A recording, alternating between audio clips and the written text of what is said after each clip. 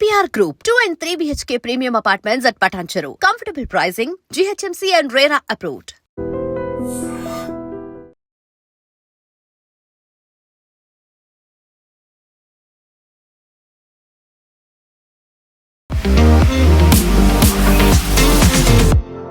So RSS chief Mohan Bhagwat ఆయన ఏది మాట్లాడినప్పటికీ ఒక సంచలనంగా మారుతుంది. దాని గురించి దేశవ్యాప్తంగా చర్చ జరుగుతుంది. హిందూ దేశం అనేది తిరుగులేనటువంటి సత్యం, రాజ్యాంగ ఆమోదం అవసరం లేదు అనేటువంటి మాట. హిందూ దేశం అనేది మళ్ళీ మళ్ళీ ఎందుకని ఆయన చెప్తున్నారు అలా? ఇండస్ అని పదం ఎక్కడి నుంచి వచ్చింది అడగాల్సింది.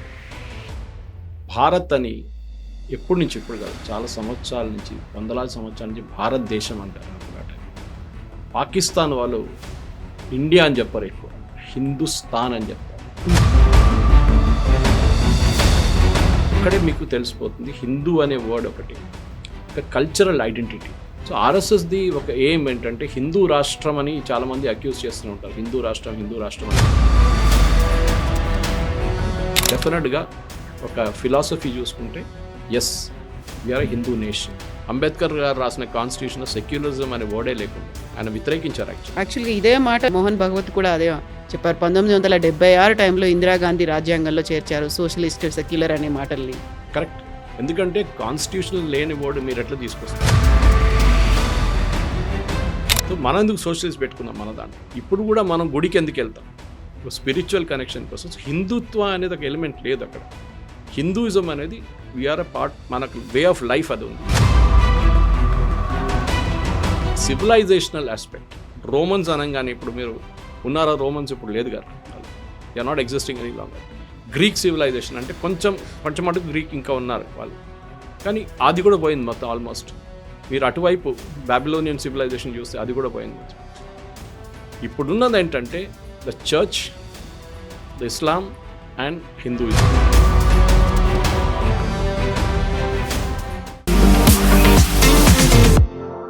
నమస్తే, నేను Kavitha. Welcome to I Dream News and నిజాలు.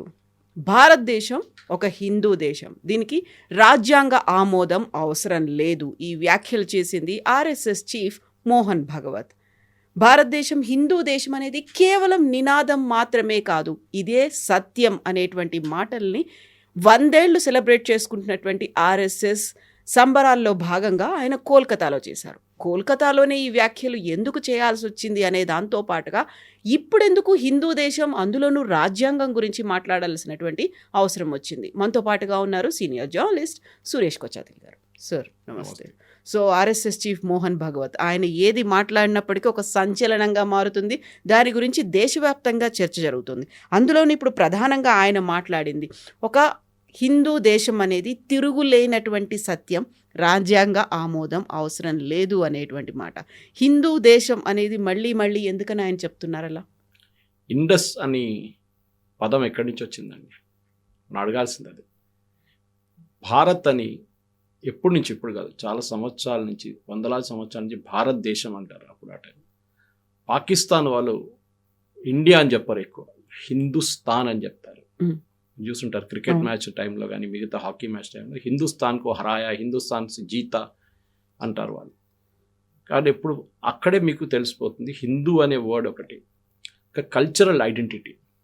మన ఇస్లామిక్ నేషన్ కాదు, దట్ వీఆర్ హిందూ నేషన్. దీనికన్నా ముందు నేపాల్ వాళ్ళు చాలా ఓపెన్గా డిక్లేర్ చేశారు.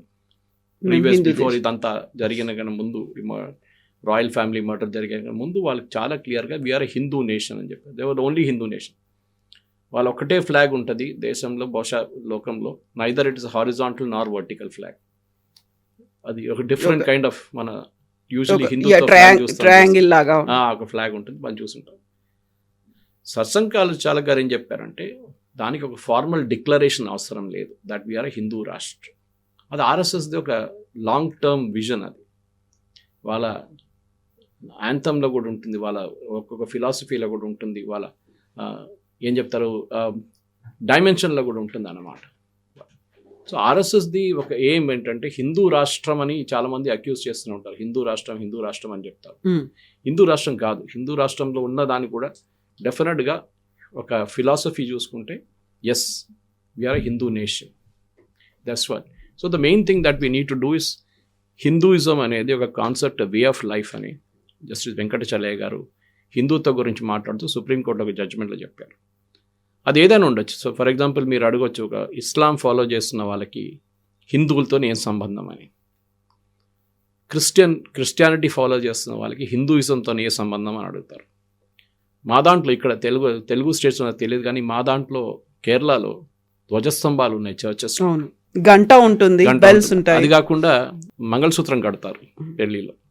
చాలా మటుకు ఇండియన్ ఈథాస్, ఇండియన్ ఫిలాసఫీని వాళ్ళు కూడా అసిమిలేట్ చేసుకున్నారు. మెదక్ చర్చిలో కొబ్బరికాయలు కూడా కొడుతూ ఉంటారు. మా దగ్గర బయట కేరళలో ఒక బ్లాక్ కలర్ ల్యాంప్ మీకు కనిపిస్తుంది చాలా మటుకు టెంపుల్స్, స్టోన్ ల్యాంప్స్, అది మీకు ఈవెన్ చర్చెస్లో కనిపిస్తుంది. దీపస్తంభం అంటారు.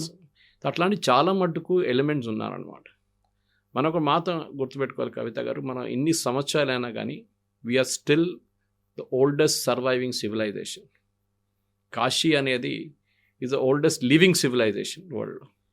చాలా మటుకు పాత ఈజిప్షియన్ కానీ రోమన్ కానీ చాలా సివిలైజేషన్స్ పోయినప్పుడు.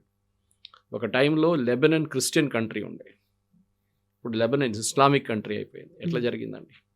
16% మంది అంత ఉన్నారు క్రిస్టియన్స్ అంతే. Iran was not a Muslim country, Islamic country కాకుండా అక్కడ కూడా మొత్తం ఇస్లాం కంప్లీట్లీ వచ్చేసింది. ఆఫ్ఘనిస్తాన్ గురించి మాట్లాడుతుంటాం, కండహార్ అనే ఒక టౌన్ ఉంది అక్కడ. ఆ పేరు ఎట్లా వచ్చిందో అందరికీ తెలిసింది, అక్కడ ఎవరు రాజు చేశారు ముందు అంతా.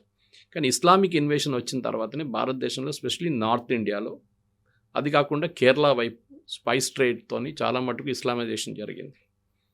కానీ సర్సంచాలకు చెప్తున్న ఒక దాంట్లో ఒక లాజికల్ మీనింగ్ ఉంది. మనం మళ్ళీ రీట్రేట్ చేయక్కర్లేదు. ఎందుకంటే ఆర్ఎస్ఎస్లో చాలా మటుకు వాళ్ళ రీసెర్చ్ పేపర్స్ కానీ వాళ్ళు యాంథమ్ పాడుతున్నప్పుడు కానీ వాళ్ళు దాంట్లో క్లియర్గా హిందూ రాష్ట్రం అని మెన్షన్ చేస్తారు. దాన్ని కాంగ్రెస్ వాళ్ళు, కమ్యూనిస్ట్ వాళ్ళు ఎప్పుడు ఏడుస్తూనే ఉంటారు. చూడండి ఆర్ఎస్ఎస్ వాళ్ళు చెప్తున్నారు హిందూ రాష్ట్రం. హిందూ రాష్ట్రం అంటే you are not driving out anybody. Muslims ఇక్కడ ఉండకూడదు, క్రిస్టియన్స్ ఇక్కడ ఉండకూడదు. యూకే చాలా క్లియర్గా చెప్పారు, we're a Protestant nation, Christian Protestant nation. వాళ్ళకి డౌట్ లేదు దాంట్లో, వాళ్ళ డిక్లరేషన్ ఉంది. రీసెంట్లీ ఈవెన్ ట్రంప్ చెప్పారు, యుఎస్ స్టేట్ డిపార్ట్మెంట్ రీట్రేట్ చేశారు వాళ్ళ ట్వీట్లో, that US is a Catholic country. అంటే అక్కడ ముస్లిమ్స్ ఉండలేరా? అక్కడ హిందువులు ఉండకూడదా? అక్కడ సిక్కులు ఉండకూడదా? నిన్న మనం ఒక డెమాన్స్ట్రేషన్ చూసాం న్యూజిలాండ్లో. సిక్కులు వాళ్ళ కీర్తన చేసుకుంటూ రోడ్డు మీద నుంచి పాడుకుంటూ పోతున్నప్పుడు అక్కడ లోకల్స్ వచ్చి గెట్ అవుట్ ఫ్రమ్ హియర్ అని చెప్పి, this is New Zealand not India అని చెప్పి పెద్ద ఒక డెమాన్స్ట్రేషన్ చేసాం. మనం ట్విట్టర్లో చూసాం, చాలా మటుకు వీడియోలు కూడా వచ్చింది దాంట్లో. అంటే దే ఆర్ సేయింగ్ మా ఐడెంటిటీ ఇది, మీరు ఇక్కడ ఉండకూడదు. మనం ఇక్కడ చెప్పట్లేదు అది, that you are a part of the civilization. మీరు కన్వర్ట్ అయిపోయారు, అది ఇంకో మాట. బహుశా ఆ టైంలో అఫ్ఘాన్స్ కానీ ముఘల్స్ కానీ రాకపోతుంటే we would have all remain Hindus only. సరే, మన వైపు ఒక బుద్ధిస్ట్ ఇన్ఫ్లుయెన్స్ కూడా ఉండే.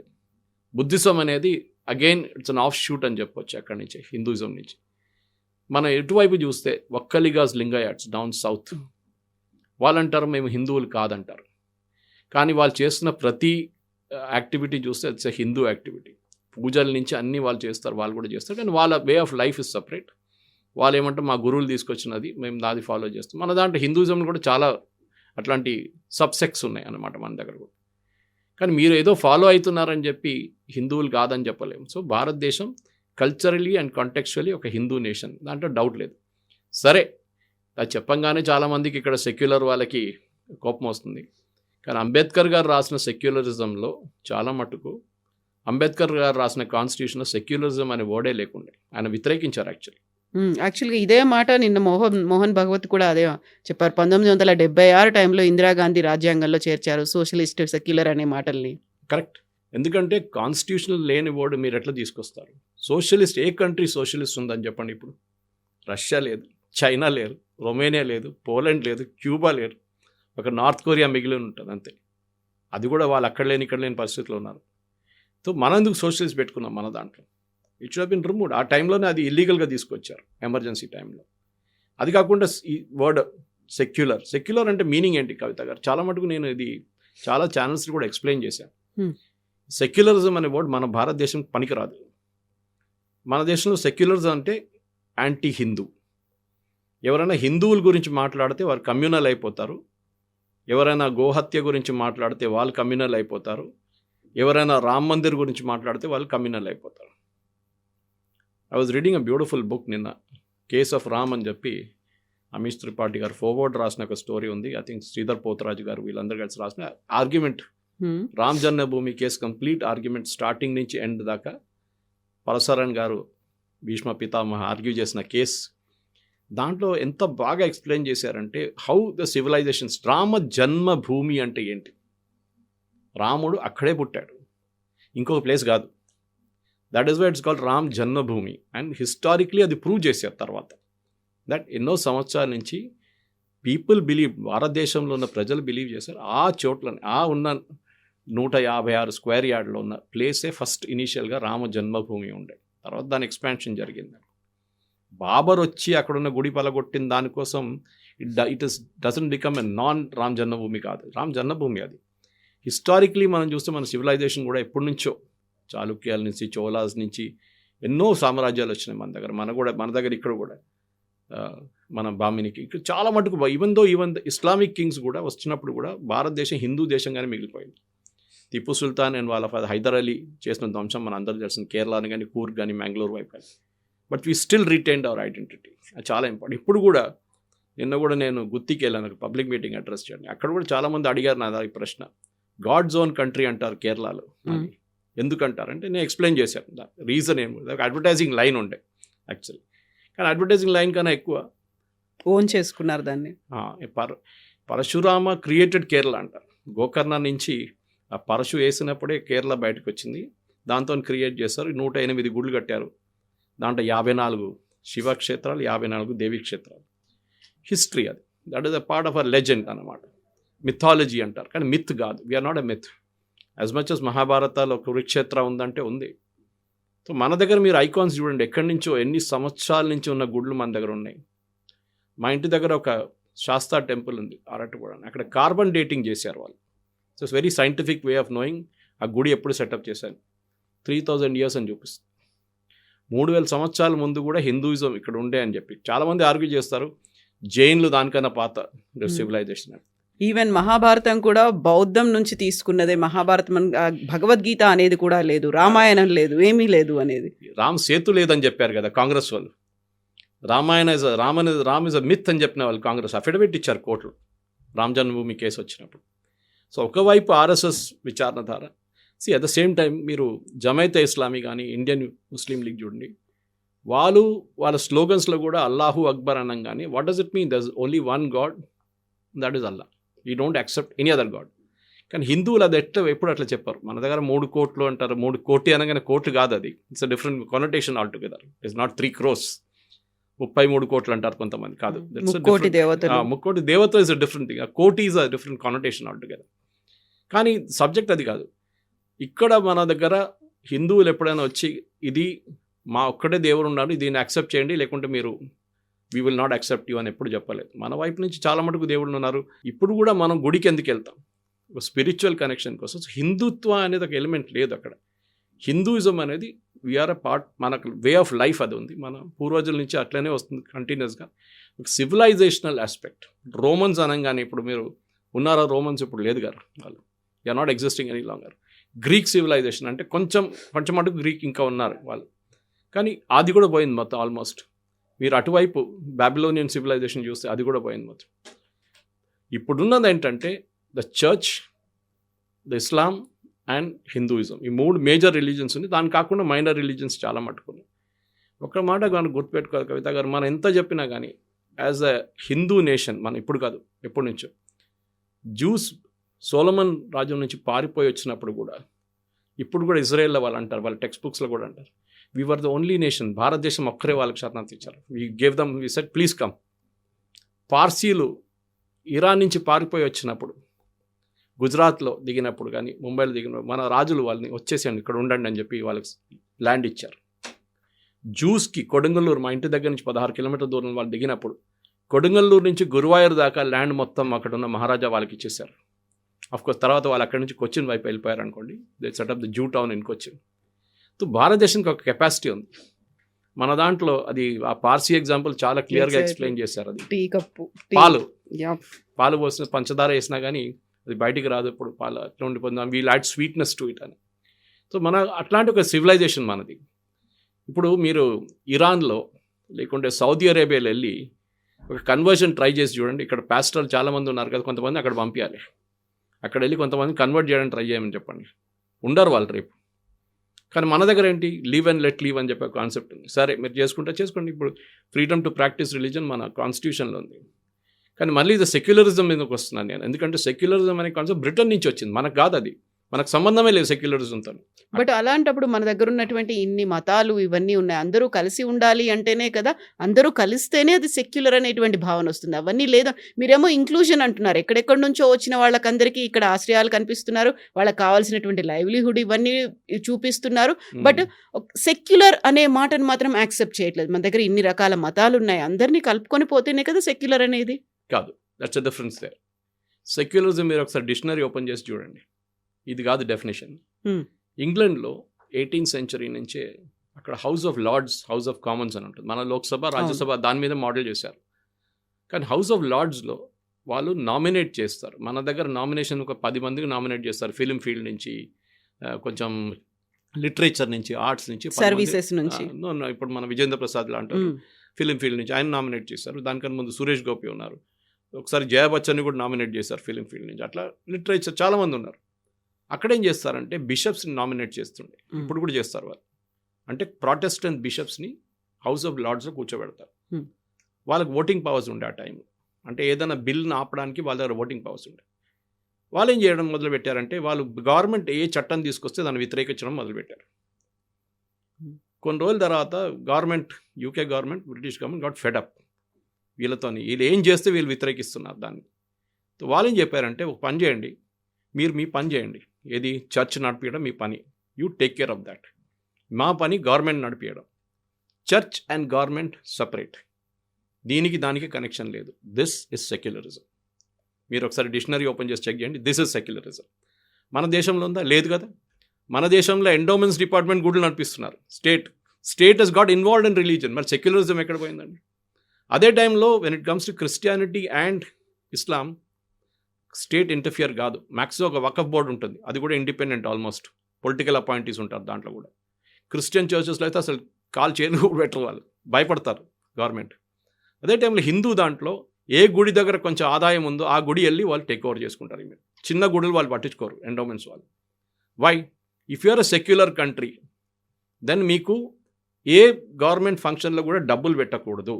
లాల్ బహదూర్ స్టేడియంలో క్రిస్మస్ టైంలో గిఫ్ట్స్ ఇవ్వడము, ఇఫ్తార్ పార్టీలు హోల్డ్ చేయడము, ఈవెన్ బతుకమ్మ సారీలు ఇవ్వడము, ఇదంతా ఇల్లీగల్. యాజ్ పర్ నేను 3 ఎగ్జాంపుల్స్ ఇంకా చాలా ఉన్నాయి ఇట్లాంటిది.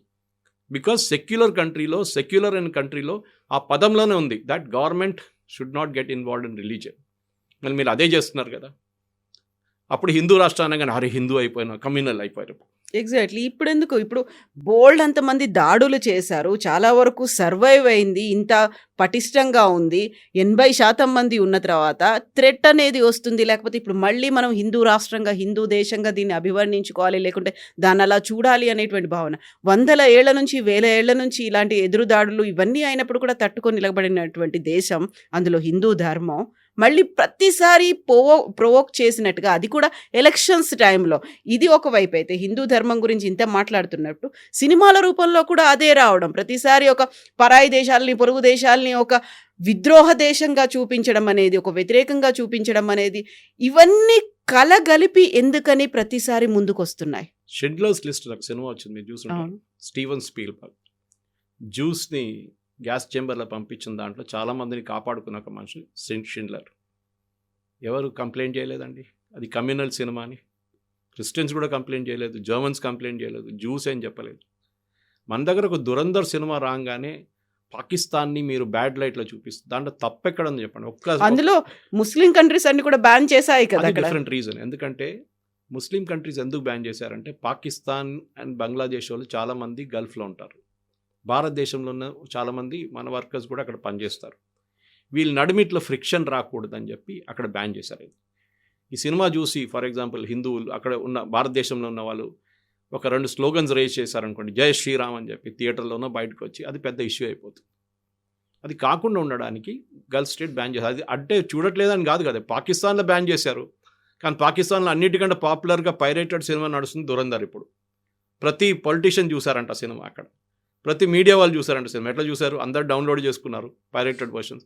ప్రొడ్యూసర్స్ కూడా ఏమంటలేరు చేసుకోండి మీరు కావాలంటే, ఎందుకంటే కొన్ని రోజుల తర్వాత అది మళ్ళీ ఓటీటీలో వస్తుంది. ఎట్లయినా సినిమా అనేది ఒక ఎక్స్పాన్షన్ ఆఫ్ కంట్రీ సెల్ఫ్ అన్నమాట. అది దురంధర్లో తప్పేం చూపించారు? దీనికన్నా ముందు వచ్చిన సినిమాల్లో భారతదేశం నుంచి వెళ్ళిన ఒక ఏజెంట్ని, ఒక భారతదేశం నుంచి ఒక రా ఏజెంట్, పాకిస్తాన్ ఏజెంట్ కలిపి చంపుతారు. పాకిస్తాన్ ఏజెంట్ చూపించారు, భారతదేశం నుంచి వెళ్ళిన ఒక ఆయన ఒక రోగ్ ఎలిమెంట్ అయిపోతారు. ఇది ఒక సెలెక్టివ్ ఉండే దీనికి. ఇది షారూక్ ఖాన్ కానివ్వండి, సల్మాన్ ఖాన్ కానీ వీళ్ళందరూ ఒక సెలెక్ట్. కానీ దురంధర్ రాగానే ఈ సెక్యులర్ బ్రిగేడ్ అందరు లేచి కూర్చొని అదెట్లా మీరు పాకిస్తాన్ తిడుతున్నారు, ఇస్లామిక్ ఫోబియా అయిపోయింది. ఎట్లా అయిందండి ఇస్లామిక్ ఫోబియా? మీరు సౌదీ అరేబియాలో ఇవాళ వెళ్ళి ఒక ప్రో ప్యాలెస్టైన్ డెమాన్స్ట్రేషన్ చేయమని చెప్పండి, తీసి జైలు వేసేస్తారు వాళ్ళు. ఈవెన్ యూఏఈలో కూడా, గల్ఫ్ కంట్రీలు ఎక్కడ కూడా ఎక్సెప్ట్ మేబీ ఖతార్, ఎక్కడ మిమ్మల్ని ఒక ప్రొటెస్ట్ డెమాన్స్ట్రేషన్ కూడా చేయనియారు వాళ్ళు. ఎందుకంటే అప్పుడు సెక్యులరిజం ఎక్కడ వెళ్ళింది? ఇది ప్రాబ్లం. మన దేశంలో తీస్తారు procession with the Palestinian flag which is illegal. కానీ ఏమన్నారు అప్పుడు?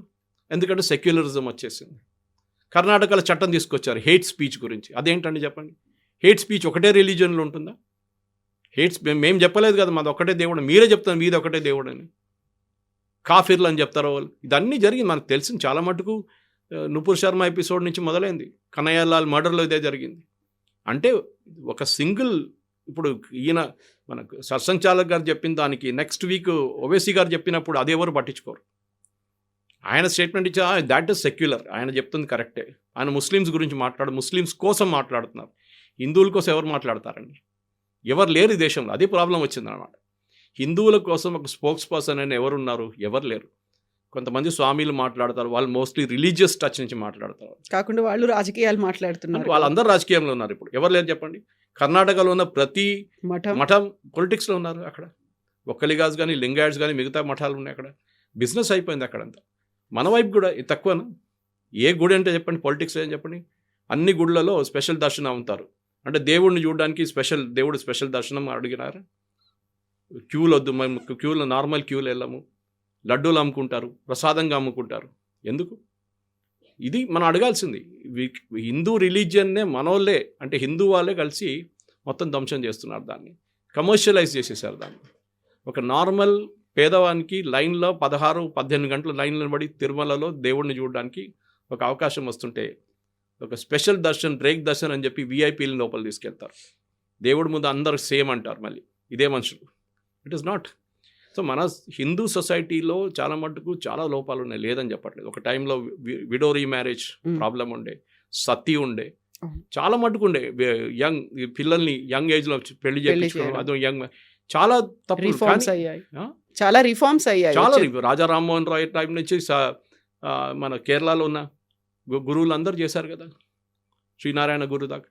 So Hindu society has reformed itself. అక్కడ లేదని చెప్పలేము. సరే ఇష్యూస్ ఉండే, ఎస్పెషలీ క్యాస్ట్ డివిజన్ చాలా మటుకు ఉండే. అంబేద్కర్ గారు రాసిన దాని ప్రకారం చాలా మటుకు ద క్యాస్ట్, ఇప్పుడు జరిగిన అత్యాచారాలని మళ్ళీ తీసుకురావడం ఎందుకని చాలామంది అడుగుతారు ఇప్పుడు కూడా. మళ్ళీ నేను కూడా అదే అడుగుతున్నా, అప్పుడు జరిగిన దానికి ఇప్పుడు ఎందుకు మళ్ళీ? అయిపోయింది కదా అది. ఆ టైంలో అప్పుడున్న పూర్వజులు చేశారు, కొంతమంది మీద అత్యాచారాలు చేశారు, కొంత క్యాస్ట్ డిస్క్రిమినేషన్ చాలా జరిగింది, కరెక్ట్. బట్ మనం దానికి ప్రాయశ్చితం చేస్తున్నాం కదా ఇప్పుడు. That is the main thing. So Hindu society అనేది ఒకటి అన్నిటికంటే పెద్ద అడ్వాంటేజ్ అది. ఆమీర్ ఖాన్ లార్డ్ శివాని టాయిలెట్లో తిప్పినప్పుడు 3 Idiots మన అందరు కూర్చొని నవ్వాం, చాలామంది నవ్వారు. అదే thing if you done it with an other religion, అక్కడ సర్తన్ పే జూదా అయిపోతుండే చాలా మాట. దిస్ ఇస్ ద డిఫరెన్స్ అనమాట. హిందూ రిలీజన్లో మన దేవుళ్ళు, స్పెషల్లీ మీరు చూసుంటారు, చాలా అందరికీ ఒక చిన్న చిన్న లోపాలు ఉన్నాయి. Everybody has it. I mean Mahabharat లాంటి ఒక ఎపిక్ చూస్తే అక్కడ తెలిసిపోతుంది. అందులో విలన్స్ ఉన్నారు, హీరోస్ ఉన్నారు, న్యూట్రల్ పార్టీస్ ఉన్నారు, అందరూ ఉన్నారు దాంట్లో. సో అట్లాంటి ఒక ఎపిక్ కూడా మనం ఒక మేనేజ్మెంట్ ట్రియస్టీ లాగా వాడుకుంటాం. మనం దాన్ని అనలైజ్ చేసుకుంటాం. ఓకే, కర్ణ లాంటి character, right man in the wrong party, Vajpayee గారి గురించి చెప్తుండే ఒకసారి అది. సో అట్లానే కర్ణ వాజ్ ఆల్సో. సో అన్నీ we have made gods in every kind. మన దగ్గర ఏం చెప్తారు, క్రాకడైల్ ఉన్నారు మన కేరళలో ఒక పాండ్లో, అది వస్తుంది అక్కడ కాసర్గోడ్ వైపు. కుర్మనాథ ఉంది మన దగ్గర. ఇక్కడ మృదంగ శైలేశ్వరి అని చెప్పి కేరళలో ఒక టెంపుల్ ఉంది. అట్లా చాలా మటుకు మన యానిమల్ ఫామ్లో కానివ్వండి, మిగతా ఫామ్లో కూడా మన ప్రేయర్స్ నడుస్తూనే ఉంటుంది. దట్ ఐ థింక్ బ్రాడ్ బేస్గా చూస్తే మీరు ఒక మోడర్న్ యాక్సెప్టబుల్ రిలీజన్గా హిందూయిజం ఉంటుంది. అన్ని షేప్స్, కైండ్స్, కలర్స్ అందరు వస్తారు దీంట్లో. ఎందుకంటే we're not asking anybody to be perfect. మీ వారిని మీరు నడిపించుకోండి. But overall you are a Hindu and you should be proud of it అని చెప్తున్నారు సత్సంగ్ చాలా. దాంట్లో తప్పేం లేదండి. Yes sir, thank you so much. you very much. Thank you. And for more videos, Please subscribe to iDream. Please subscribe to iDream. Please subscribe iDream. And please subscribe to iDream. For more videos, subscribe to iDream. please like, share and subscribe to the channel. Congratulations, iDream. Subscribe to iDream. Subscribe to iDream. So subscribe to iDream Media. iDream की iDream team अंदर की huge congratulations. Please subscribe iDream Media. Please subscribe to iDream. Subscribe iDream. Please subscribe to iDream. iDream అంటే నా కళల channel subscribe చేసుకున్న నోరు తిరుగుతలేదు, మీరైతే గంట గుర్తు కొట్టండి. For more such videos, please subscribe to iDream. Subscribe to iDream. Please subscribe to iDream. Please subscribe iDream Media. Please do subscribe to iDream. Please subscribe to iDream Media. For best entertainment and information, please subscribe iDream. And don't forget to subscribe to iDream.